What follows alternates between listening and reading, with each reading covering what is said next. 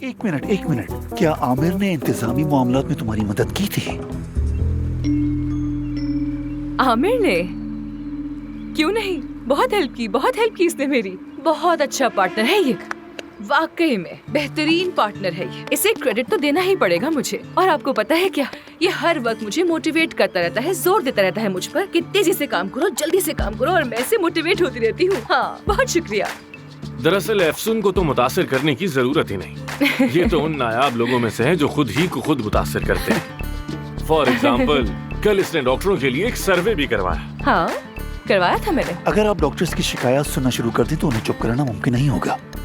आप दोनों एक इंटरनेशनल अवार्ड याफ्ता क्लिनिक चला रहे हैं। मेरा ख्याल है कि आपको इंतजामी अमूर पर तवज्जो देनी चाहिए। दरअसल मैं भी इंतजामी अमूर की बात ही कर रही हूँ। हम डॉक्टरों से भरी हुई जगह का इंतजाम चलाते हैं और हम उनसे ऐसे पेश आ रहे हैं जैसे कि वो रोबोट्स हो। मेरा ख्याल से इंतजाम चलाने का ये तरीका बहुत पुराना हो चुका है और इसको बदलना ही बेहतरीन हल है। अगर हर कोई नर्वस रहेगा तो ऑपरेशन कैसे होगा? अच्छा, तो फिर तुम्हारी क्या राय है? मतलब तुम किस तरह हॉस्पिटल चलाना चाहती हो? मेरे ख्याल से हॉस्पिटल ऐसा होना चाहिए जहाँ पर सब मुलाजिमीन आपस में राब्ते में हो, एक दूसरे से खुद को महफूज महसूस करें और उनकी कदर की जाए। और ऐसी जगह हो जहाँ सिर्फ पैसा अहम ना हो, बल्कि वहाँ हमें मुफ्त सर्जरी भी करनी चाहिए।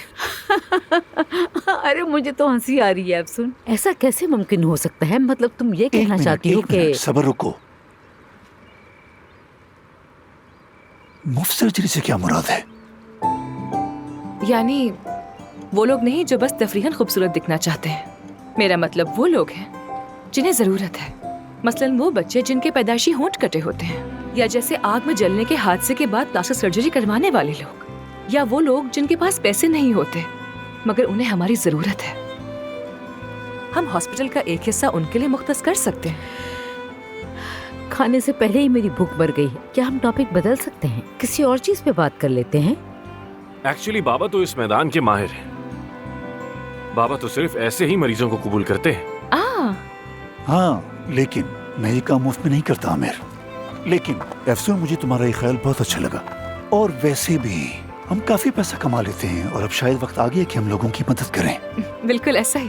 शायद। अरे लड़कियों, जल्दी खाना लगाओ, मुझे भूख लग रही है।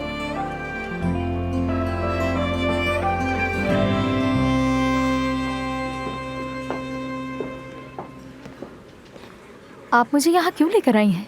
कहीं और बात कर लेते। तुमने कहा भूख लगी है, बर्गर खा लो फिर बात करेंगे।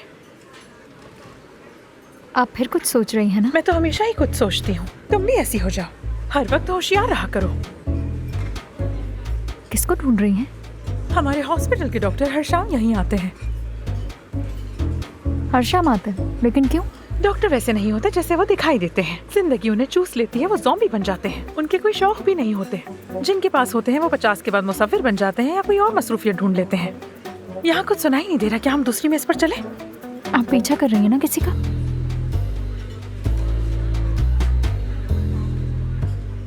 वहाँ वो जो पास्ता खा रही है, नकली सुनहरे बालों वाली, उसे मामूली मत समझो। अगर तुम्हें किसी के बारे में मालूमात लेनी हो तो उस शख्स का पीछा करो जो उसमें सबसे ज्यादा दिलचस्पी रखता हो। ये मानूर का तरीका है। आपने कहा था मेरा ख्याल रखेंगी आप। नौकरी चाहिए मुझे। पैसे खत्म हो गए। अरे मैं दे देती हूँ। पैसों की बात नहीं है, नौकरी चाहिए मुझे। मेरा गुजारा नहीं होता अब। खुदा के लिए अम्मी बाबा से बात करें, वो मान जाएंगे। उन्हें बस ये डर है कि कहीं मेरी पढ़ाई पीछे न रह जाए। किस लिए चाहिए तुम्हें पैसे?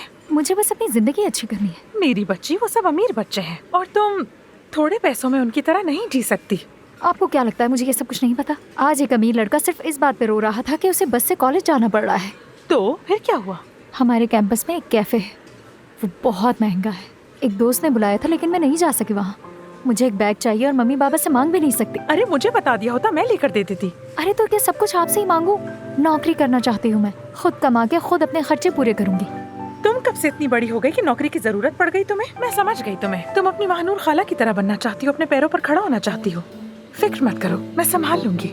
हाँ, आप मेरी सबसे प्यारी खाना है। मेरी जान, मेरी जान।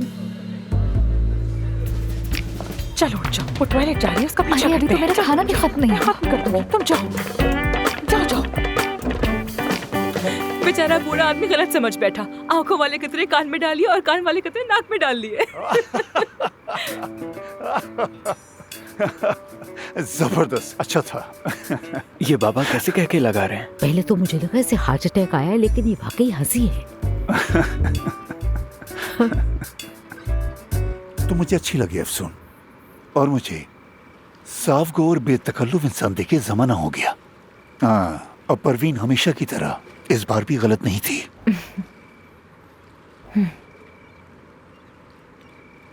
अगर पेट भर गया हो तो अब चलें यहाँ से। वाकई मुझे बहुत भूख लगी थी। बहुत शुक्रिया सबा खातून आपका। अरे खुश रहो।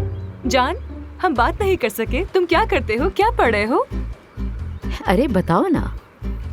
केमिकल, मेरा मतलब है केमिकल इंजीनियरिंग। वाह वाह वाह। मतलब अगर सब कुछ ठीक चलता रहा तो इंशाल्लाह 20 साल में फारिगुल तहसील हो जाएगा। इंशाल्लाह। इंशाल्लाह इंशाल्लाह। मेरी बहुत करीबी दोस्त है, उसकी भांजी भी केमिस्ट्री पढ़ रही है। मैं मिलवाऊंगी तुम दोनों को। हाँ ठीक है। और कभी आओ मेरे क्लिनिक, मैं तुम्हारे दानों का भी जायजा ले लूंगी। इन दानों का? हाँ, मुझे तो कोई प्रॉब्लम नहीं, यानी ठीक ही तो है। लेकिन मुझे ठीक नहीं लग रहा, इनकी देखभाल करना जरूरी है ना? तुम्हारे बाबा और भाई बेहतर जानते होंगे इस बारे में। वैसे इस एज में दाने हो जाते हैं। ओके। खैर, अब हमें चलना चाहिए। सबा साहिबा, हाँ। बहुत शुक्रिया आपका आज के डिनर के अरे लिए। क्या हो गया तुम्हें? शुक्रिया तो मुझे कहना चाहिए। तुम्हारी वजह से हमने काया का एक अलग रूप देखा है आज। मैंने सही कहा ना बच्चों, क्या कहते हो? कभी अकेले में बात करेंगे, मैं तुम्हें कॉफी पे बुलाऊंगा। क्यों नहीं, क्यों नहीं। हमारी फैक्ट्री भी जरूर आना। आमिर के साथ एक दिन तय कर लो। हॉस्पिटल में जो प्रोडक्ट इस्तेमाल करती है वो वहीं से आती मैं है। जरूर आना चाहूंगी। जबरदस्त। तो फिर शब बखैर। शब खैर। जान, गुड नाइट, अपना ख्याल रखना। फिर मिलेंगे। क्या मैं ज्यादा देर तक बैठ गई?